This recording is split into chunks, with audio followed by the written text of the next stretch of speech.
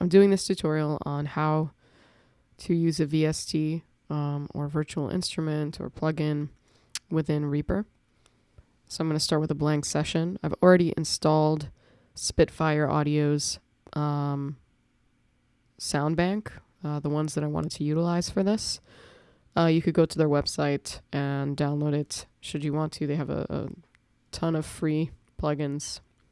So I'm going to go ahead and press insert virtual instrument on new track because that's what we're dealing with right now, our virtual instrument.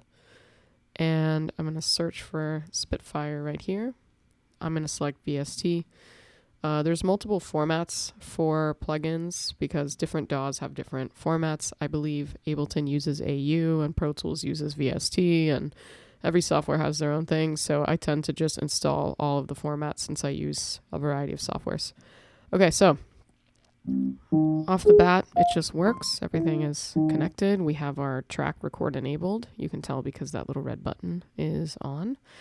And I want to play more than one note at a time instead of having to use my computer mouse to trigger this. So I'm going to use the virtual MIDI keyboard. So if you go up to the top, click on View, and navigate down to Virtual MIDI Keyboard, and this pops up.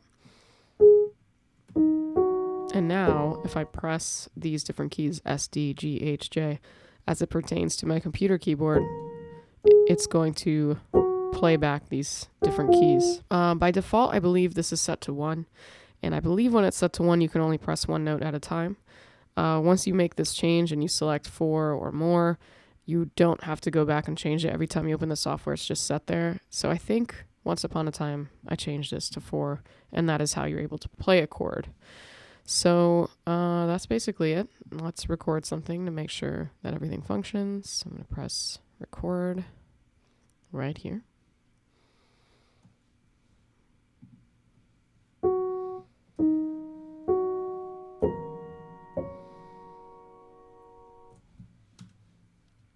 I'm going to press save all, and it looks like that was captured. I didn't like this first note, so I'm going to do this and trim it out and then move my file over.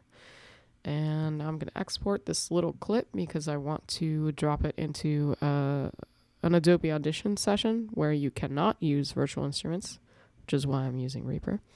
And I will click on, I will call this test. I will press save. I can see that it's exactly the length I needed it to be. It's about 7 seconds, so it's going to capture the tail of that.